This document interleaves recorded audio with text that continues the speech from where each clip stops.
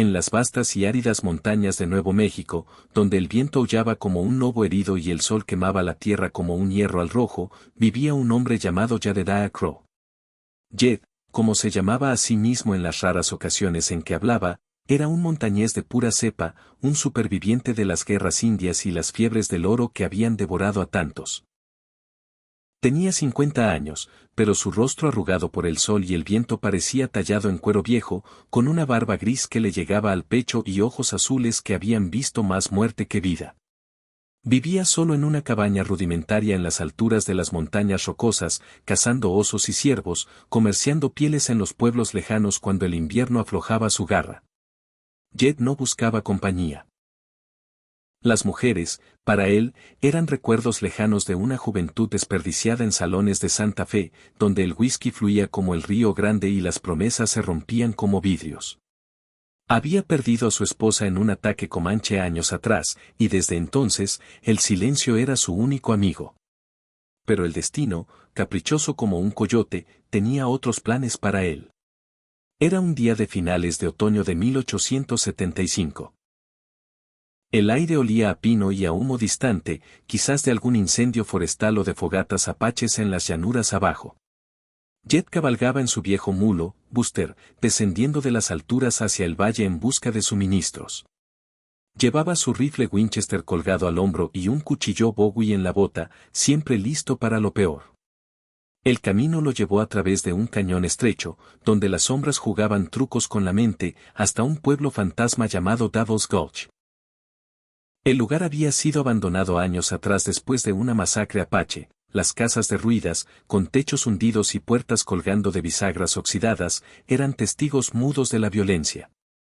Jed no planeaba detenerse allí. Devil's Gulch le traía malos recuerdos, había perdido a un amigo en esa masacre. Pero algo lo hizo frenar. Un sonido, tenue como un susurro, flotaba en el viento. Al principio pensó que era el aullido de un animal herido, pero al acercarse, se dio cuenta de que era un gemido humano. Provenía de la antigua cantina, el único edificio que aún mantenía algo de integridad, con su techo de tejas rotas y paredes agrietadas. Desmontó con cautela, rifle en mano, y se acercó.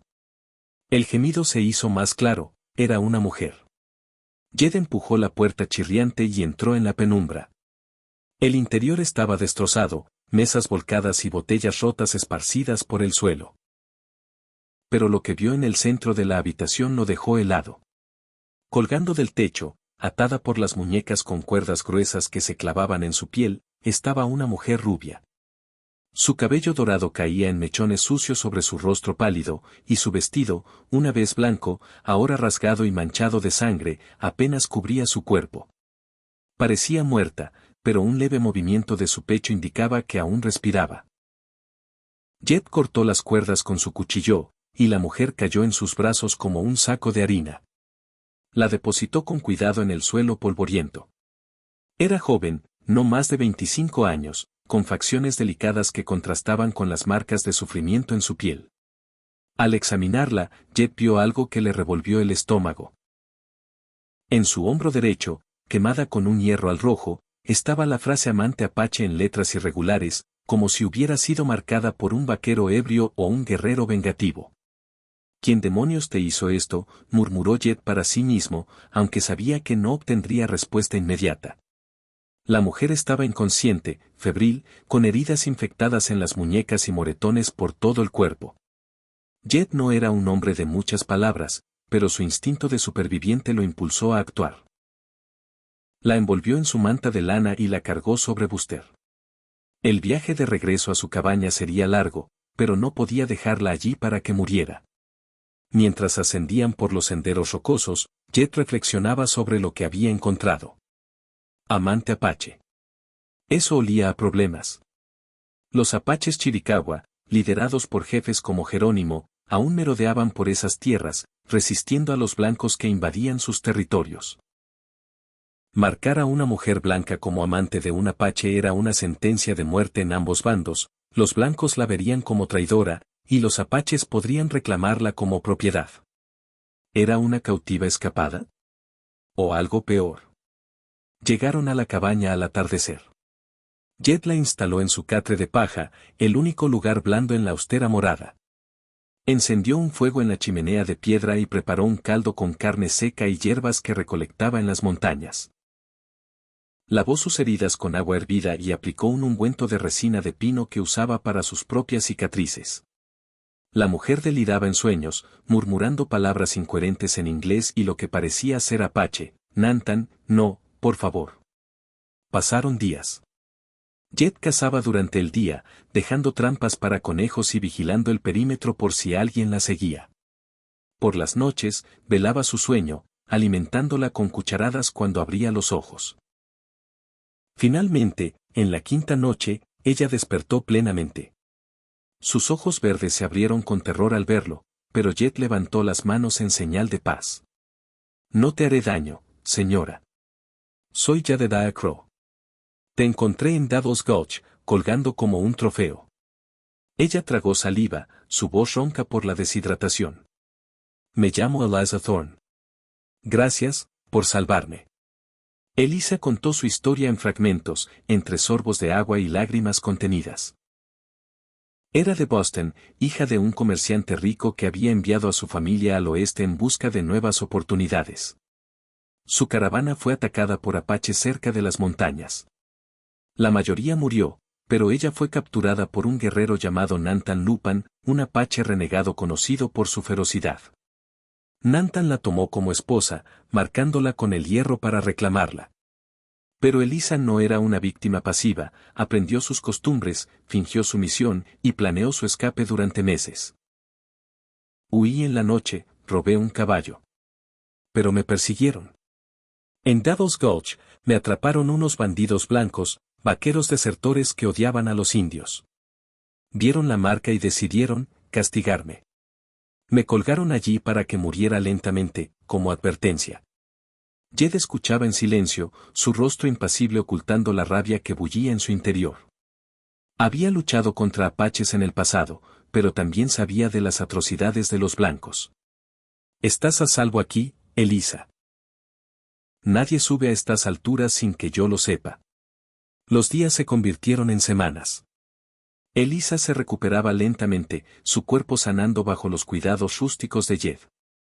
Al principio, era cautelosa, pero pronto vio en él a un hombre honrado, marcado por la soledad como ella por el hierro. Compartían comidas junto al fuego, venado asado, pan de maíz que ella aprendió a hacer con las provisiones de Jed. Él le enseñaba a rastrear animales, a leer las estrellas para navegar. Ella, a su vez, le hablaba de libros y ciudades, de un mundo que Jed había olvidado. Una noche, bajo un cielo estrellado, Eliza se acercó a él. Jed, ¿por qué vives solo?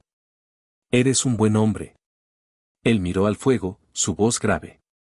La soledad no me muerde como a otros. Pero tú has cambiado eso.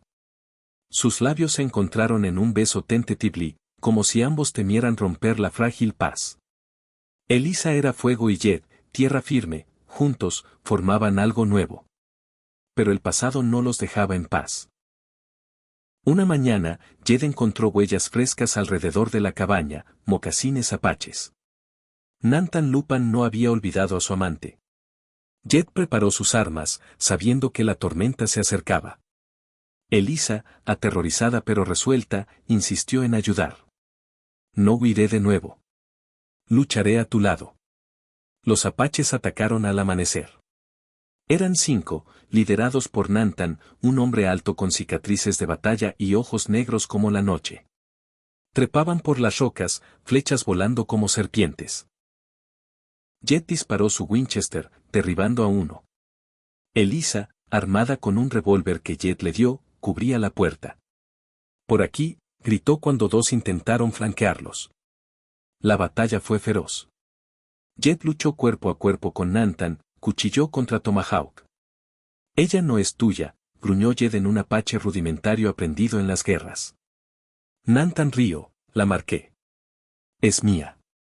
Pero Eliza intervino, disparando a Nantan en el hombro. El apache retrocedió, herido, y sus hombres se retiraron, arrastrándolo. Por ahora, la cabaña estaba segura. Sin embargo, la victoria fue pírrica. Noticias del enfrentamiento se esparcieron, y pronto llegaron cazadores de recompensas blancos, atraídos por rumores de una traidora blanca con apaches. Liderados por un sheriff corrupto de un pueblo cercano, querían a Elisa para justicia. Jed y Elisa huyeron más alto en las montañas, viviendo como fugitivos. En su huida, encontraron aliados inesperados. Un viejo minero llamado Silas, que les dio refugio en su cueva, y una tribu navajo pacífica que reconoció la injusticia. Elisa, con su conocimiento de lenguas indígenas, negoció una tregua temporal. Pero el clímax llegó en un cañón estrecho, donde los perseguidores los acorralaron. Jed, Elisa y Silas lucharon espalda con espalda. Balas silbaban, ecos retumbaban. Jed fue herido en la pierna, pero Elisa lo vendó rápidamente. No te dejaré, juró. En un giro dramático, Nantan reapareció, no como enemigo, sino como aliado forzado. Herido y traicionado por su propia gente, buscaba redención. Los blancos nos matan a todos. Luchemos juntos. La alianza improbable venció a los cazadores. El sheriff cayó bajo el tomahawk de Nantan, y los demás huyeron. En la paz que siguió, Nantan partió, liberando a Elisa de su marca simbólica, eres libre. Jed y Elisa regresaron a la cabaña, pero ya no solos. Construyeron una vida juntos, criando cabras y cultivando un pequeño huerto. La soledad de Jed se disipó en el calor de su amor. Años después, contaban su historia a viajeros, una leyenda de redención en el salvaje oeste.